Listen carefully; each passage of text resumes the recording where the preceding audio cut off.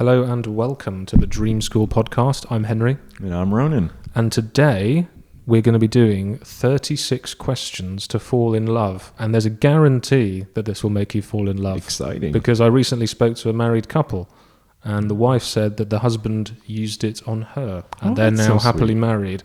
So we're going to be doing it. And let's see if we fall in love. Let's see what happens. Let's see what happens. At the end, you have to stare into each other's eyes for 4 minutes, apparently. Yeah. So we won't put that in on here because it will be 4 minutes of silence. But trust me, but we will. We'll be doing it. We'll be doing it. We We'll will. tell you when we start, and we promise you that we're going to do it. Yes. So would you like to ask me the first question, and we'll see if we fall in love?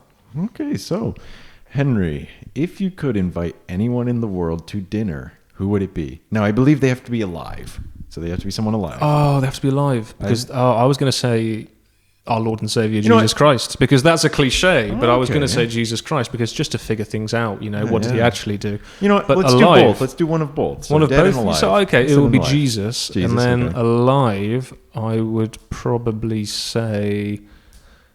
Not to take up too much time, first one off the top of my head, the QPR manager, Marty Cifuentes, who's the current football manager of my favourite team.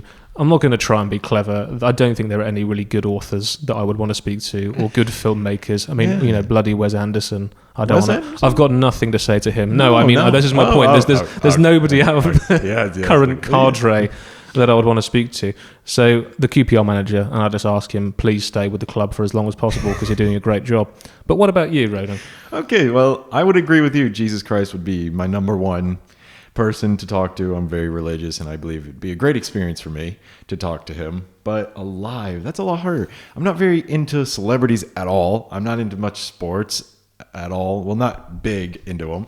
So I think my best choice would be political. So I think I'd like to go with... I would really like to sit down and talk to Trump, if I'm being honest. That's a good one. I think he'd be an interesting character to talk to. Whether I like him or not, I think he is an interesting character to talk to. And he would probably have some really cool and funny things to say about anything, really. He would have some anecdotes. I think he would have some anecdotes. I think he'd be an interesting person. So I think that was a nice question, honestly. Solid. Yeah, I think Trump and Jesus would be good. I think there'd be that's an interesting combo. Some comic relief there.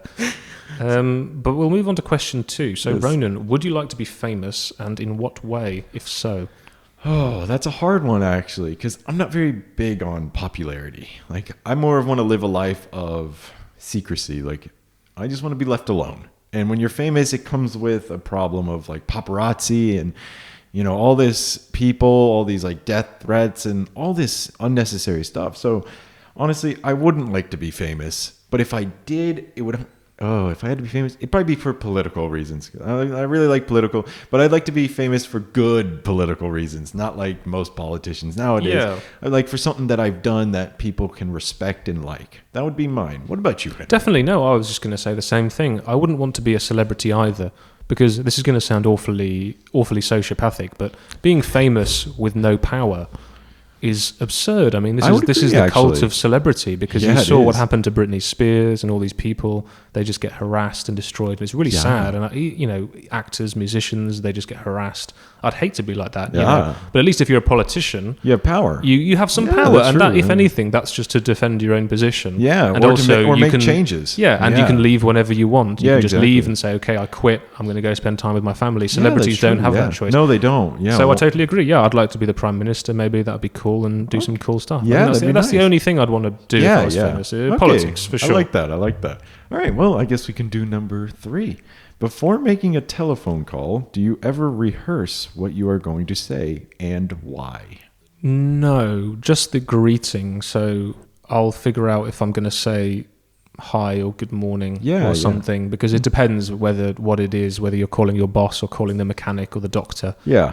With doctors maybe sometimes, but generally no, I don't. Okay, that seems like a very Anglo-American thing to do, actually. It seems very sort of awkward, doesn't it? So, but what do you think? You know what? Back when I was like 15 and 16, when my mom started making me call the doctor myself, I was scared. Like, Mom, what do I say? She's saying, all you say, sweetie, is your name, and I'd like to make an appointment. Okay, my name's Ronan, and I'd like to make an appointment. So I used to do it, but as I've grown up and gotten more comfortable with like social interactions and stuff, I don't think so. Like, Yeah. I just go with the flow because, like, I know whatever I'm going to say is going to come out how it needs to. Like, and I'm sure the other person's not going to judge me if I say hi or good morning. You know, like, I don't think they're really going to judge me for it. So why should I really care and practice that much? Exactly. But no, yeah, I think it's a exactly. pretty simple thing, but it can be a big deal for a lot of people, truly. So that was a Yeah, good question. and I definitely understand getting anxious on the phone. It's, Yeah, that's it's not really a natural form of communication. Yeah. But on a lighter note, question 4: what would constitute a perfect day for you? Oh, that's a hard one. You know, I would say now. Is this like just in general, or is this like with like on a date or something? So, or is this I just think it's just general, just in within general? the realm of reason. Okay. So waking up, having a nice shower, you know, maybe enjoy a nice breakfast too. Go out to probably like a museum for me. I'm big on history, so a museum. Go to church as well, and then after church, get nice lunch, of course, maybe like a nice sweet lunch, you know. Then I would probably go home, play some video games. I'm a big gamer, so I think that's a nice time for me. And then for dinner, get myself a nice filet mignon steak, cook that up, shower again, and go to bed. I think that's a pretty simple but nice day, but I'd say that's about perfect, as relaxing as it could get for me. What about you, Henry? Yeah, definitely. I think I'd like to have it quite relaxing with some nice food. Doesn't really matter where. I think I would just like to chuck in a couple of activities. So, yeah, a nice breakfast and a coffee, and then maybe some tennis or play some football with my friends. Yeah. And then in the afternoon, same again, some kind of activity, some billiards or something. But I think that's the only adjustment I would make, just a little bit of sport thrown in. Yeah. Because I'm definitely not somebody who can lie around all day. I don't like that. Yeah, I get So you. some kind of walk or some sports involved, and then the rest of the day just chilling out, I think. Okay, yeah, that's nice, actually. All right, well, so the next question is, Henry, when did you last sing to yourself or to someone if you're a big singer? I've never sung to myself. Oh, really? And I've never sung to anybody else. And I know that sounds, I don't know if that sounds unrealistic or not, because to me it sounds perfectly realistic. I don't know in what scenario Yeah. you would sing to yourself or to somebody else. I mean, I know people sing in the shower, but Oh, yeah. I suspect, again, that's something that people have just taken from watching American sitcoms from Oh, the most noughties definitely, and yeah. films where they're like, oh, no, scrabble, Yeah. oh no, a psychopath has broken in. I don't think it's real. I think it's something that's been projected onto people Yeah, that's by true. American television. But do you sing to yourself, and do you sing to other people? The last time I did, I usually, when I used to be in America, I'd drive to school or something. I'd always have my music on, so I'd start singing to myself because, you know, Oh yeah. I'm just driving, you know, I'm entertaining myself. Or if someone was in the car, I don't care. I'm going to sing. I love my music. I'm a big fan of my music. So I'd say that's the last time, but that's been a good nearly 4 months now since I've last done that. So, but yeah, I used to sing to myself. But I've never had really the opportunity here to sing to myself because I don't want to stand in my room and just sing to myself. That's weird to me. But Yeah. driving, I'm distracted. You know, I'm driving and I'm enjoying the music, and it just gets me in a good mood. You know? So- Yeah. You don't want to compete with the buskers here on Rinnick. You don't want to compete with the man with dreadlocks banging the steel drum outside Yeah, Starbucks exactly. coffee. No. Although I did tell a lie, you're right. In the car, I totally Yes, forgot. yes. Yeah, I sort of hum to myself. Yeah, in the you car hum if to it's a good yourself, song, yeah. but I don't know if I count that as singing personally because Yeah. I'm not forming words. I'm just going, Yeah, to the Pet tune. Shop Boys Yeah, or to the something. tune, yeah. So I guess if that's singing, then I Yeah, do sing to I myself. would say so. Yeah. I do sing to myself, and we'll go with that. But what about question 6? If you were able to live to the age of 90 and retain either the mind or body of a 30-year-old for the last 60 years of your life, which would you want? It's a long one. Okay. See, definitely a body. Yeah, that's easy. That's Yeah, easy. sure. Dementia and stuff is scary, but it usually doesn't become severe until like 70s and 80s. You know, like that's pretty late, and there's treatment for it. But once your body starts to get really bad, there's no fixing it. You know, like you're gonna fall, and like old people fall and they break their legs and Yep, stuff, and yep. then they never recover. So I think having a body would be 10 times better than a mind, because like my mind's continuously gonna grow. The only threat to my mind is like dementia or Alzheimer's, but there's a lot of treatments for those. But if I fall and slip a disc in my back, I'm done. I'm not going to be able to move for the rest of my life, Yeah, or I'm not exactly. going to be able to do anything. Yeah. And the one thing that ruins a lot of older people's retirements is not being able to move, because the point of retiring is to do things with the rest of your life. Now these old people can't travel, they can't go out and meet their family because they're so injured because of all the falls and stuff, and they're too scared. So I think body 100%. I think you're absolutely right. I totally agree. That was a no-brainer, really. 100% the body of a 30-year-old. Because, I mean, even if you did have dementia, you'd just be like the bloke out of Guy Ritchie's Memento, Yeah. when he had to keep stuff on the post-it notes. Great film, but also not a bad life. He was Yeah, pretty. that's He was true. pretty cool. He was, Yeah, he was- just running around in a 30-year-old's, athletic body, just Yeah. not remembering things. That would kind of be liberating in many ways. It would, yeah. You wouldn't have to worry. Exactly. Yeah, exactly. You just keep things on post-it. You've got mobile phones. I mean, you don't even need to remember anything now. Yeah, All your exactly. pictures are on there, right? So Yeah. it's absolutely fine. And I think it's a good question, though, because if anybody does say they'd want to keep the mind of a 30-year-old, then it's like some intellectual, some quasi-intellectual, Yeah, that's true, yeah, Somebody who's like, yeah. I want to remember all the books I've read or something like Sure, that. I mean, So if silly. that's what you want to do, that's what you want to do. Yeah, exactly. But it's a good question. It is, Number actually. 7. What's number 7? All right, so do you have a secret hunch on how you will die? Well, that's a very macabre question. It is. And no, I don't really. I don't actually at all, because I'm not much of a risk taker. So I know I'm not going to die doing something stupid. So no, I don't really. Okay, well, that's a pretty bland answer. But for me, I always thought cancer. I don't know. Yes. It's pretty dark. But I have a little bit of family history with it. So it's always kind of concerned me the older I'm going to get. Like, I'm like, maybe that'll be the way that I die. Maybe it's a pretty bad way. Yes. But hey, at least and there's a chance to live. But I would say sickness of some sort it would get me. I don't Yeah. think it'd be like, some dangerous activity or some crime or, some accident. Like I don't really think about those too much more than my health and sickness. So I would say that. Yeah, definitely. I think if you've got a family history of it, it's good to be aware of these things. It is. Yeah. So, but thankfully, yeah. I don't think I do. I'm not sure. Okay, but, that's good. Certainly, yeah, that's a big thing. Not sure why that's in the romance questions. Not a very romantic question. Again, I think this is designed for sort of Compatibility. coquettes or Yeah. coqueta, as they say, to sort of ask, and somebody will say, "I'll die on a moonlit night in Paris with a revolver in my hand, and a maybe- cigarette in the other." But Yeah, I think actually, we're probably going to die of cancer or microplastics. Yeah, I so don't think. Yeah, there's nothing. yeah. There's nothing romantic about that, or from air pollution, like lots of people That's nice. in these Yeah, areas. that's a- Moving swiftly on, name 3 things you and your partner appear to have in common. So, So- is my partner you or my I actual think- girlfriend? Like, Well, that's a good question. Let's go with our actual partners. okay, I think, yeah. Okay, so for starters, me and her, we have the same sense of humor, I would say, definitely. I would also say we have the same, we're each history nerds. That's a huge part of our relationship is we just nerd out over some history together. Like she'll tell me all this Polish history and I'll tell her all this American history. And then I would say also we each have like the same family goals, which is very, very important, I believe, in a relationship, that you should have the same vision of a family with your partner.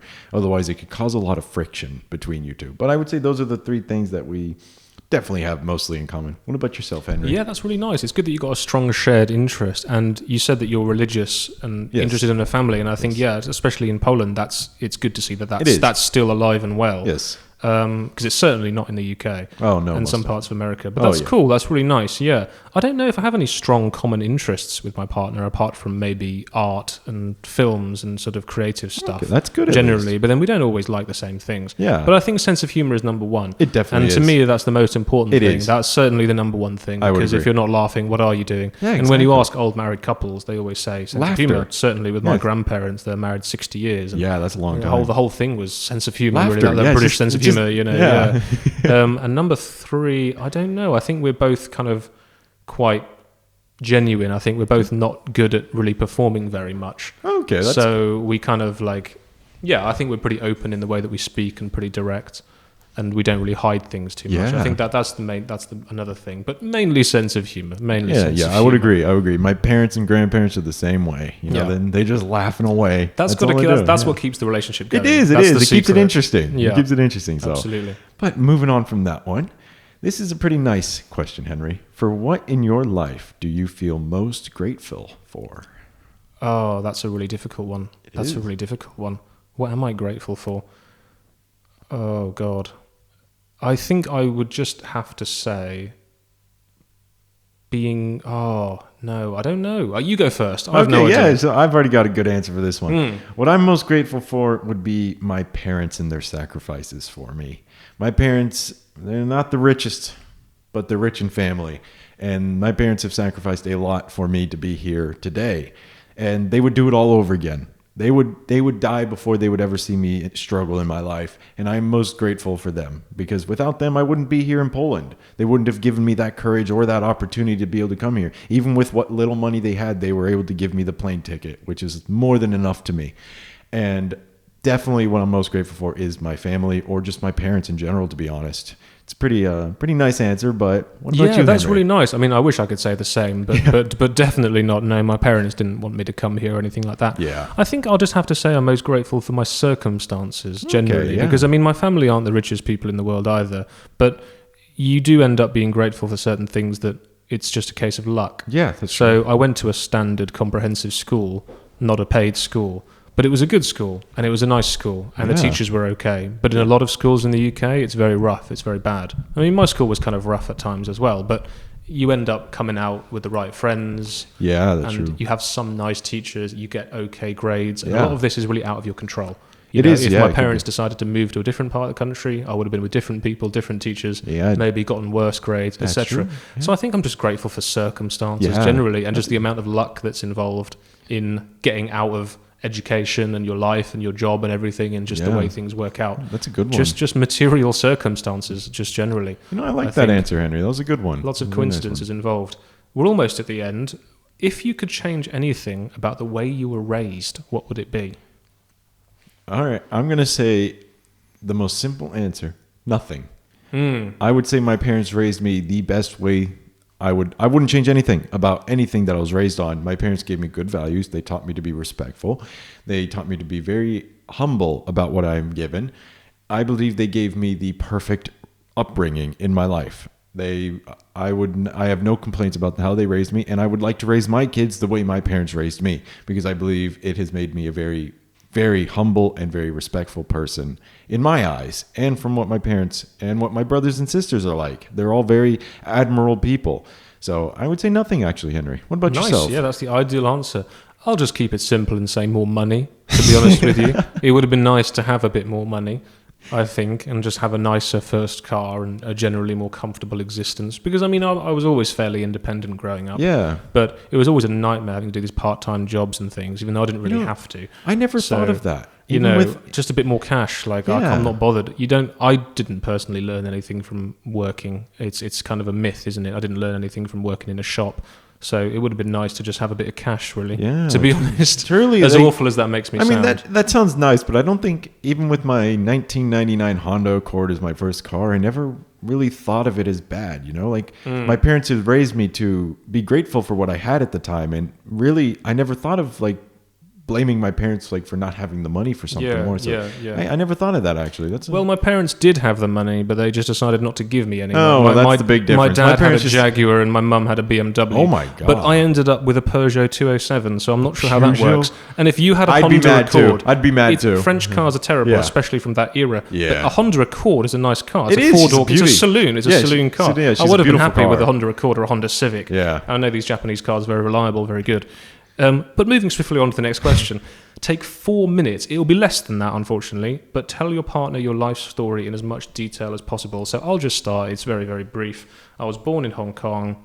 We moved to the UK after Hong Kong was given back to China. Mm-hmm. And then I grew up in the UK in Ascot, which is a town in the south of England.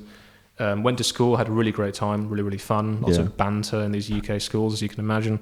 Then I went to Bath University to do politics. It wasn't really as fun there because it's Yeah. a lot of private school kids at that university. Oh, yeah. I didn't realise before, but it's very much for like wealthier students, private school students, Yeah. rugby university. So didn't really make many friends there, but I'm still in touch with my friends from Yeah, of high course. school. So Yeah. that's the main thing. After that, I left to join the police on the graduate wow. detective program.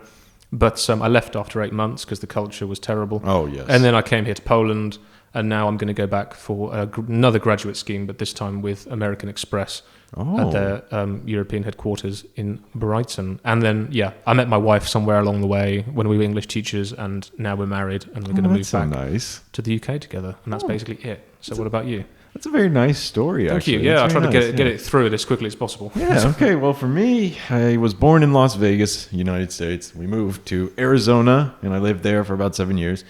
Then 2008 housing crisis hit, so we had nowhere to go. So we moved to Ireland. Our uncle bought us a house there, and I lived in Ireland for about 5 years because I am half Irish. Then after that, we moved back to America for opportunities, because land of opportunity, and lived there for 8 years in South Carolina. And then I moved. I graduated in high school. I planned on going to University of South Carolina, pretty prestigious school in America, actually, but too expensive. Didn't like the culture, a lot of partying, a lot of drugs, a lot of, stuff I wasn't into. So I was like, you know what? I'll figure it out on my own. So then I just took a year off, basically. I was like, okay, I'll figure myself out, Then I came to Poland just on a whim, really. And I currently attend an American college, online university, and I'm here as an English teacher. And I met my girlfriend when she was on vacation in America, and she happened to be Polish. So then I was like, we stayed in contact as friends, and I was like, it's kind of good to have someone when you're moving somewhere. So I was like, why not Poland, And so that's about my life. I'm only 20, so I'm pretty young. Oh, you're only 20? Yeah, I'm only 20, nice. so yeah, I don't have much to say. Yeah, but that's really cool, though. No, I mean, that's good. I mean, that you met somebody, and it's always nice to have a reason to go to Poland. It was actually the same with me, funnily enough, because my wife was living in Poland, but I was in the police at the time, and I was just spending summer in Poland. So when I was thinking, okay, now I've left the police to a master's degree, obviously just went to Poland, and it's a great place. I think everybody who ends up in Poland is like, oh yeah, it's really it's a lot better than you think it is. It's very underrated, very underrated. I agree. Before we finish, one last question. Yes. What's the last question? All right, so if you could wake up tomorrow and gained one quality or ability, what would it be? That is so simple. The ability to be able to print money out of the air and just make money, have infinite money. Why would you do money when you could do gold? Like, money has inflation. That's true. Gold, I'm not sure how I would trade. It would become suspicious if it was gold, because you'd be going to the gold shop every day and going, I've got another 2 kilograms of gold. Yeah, that's true. People would ask questions. I mean, it's an interesting ability, but maybe I would do something like a genie, like I could grant any wish I think of. Who needs just money when I could do everything I want? That's Immortality. You could fly. Yeah, fly, invisibility, solve world hunger. Like, like I could do that instead, That's true. I would say that would be mine, just kind of more of like a godlike power.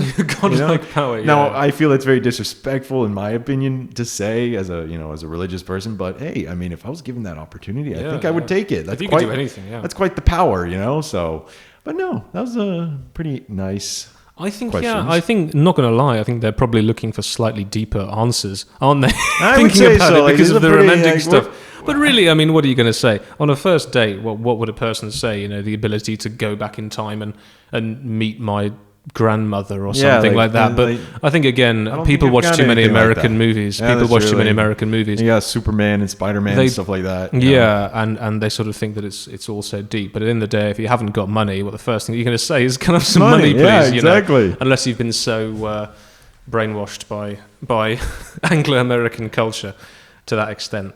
But yeah, that was romantic. Do you feel like that was a romantic experience, Ronan? Oh, I think it's more romantic than anything I've had in my life. I think we've got two, just two really boring guys here who've never had any romantic experiences, and that was the pinnacle. That was the pinnacle. That's the definition. Yes, I would agree. But I would recommend that to anybody. Would you recommend it? I would say so. I mean, this is just part one, so you've got two more parts with those boring two English and American guys. So don't worry. Keep going. Stick with it. Thanks very much for listening, guys. Thanks very much for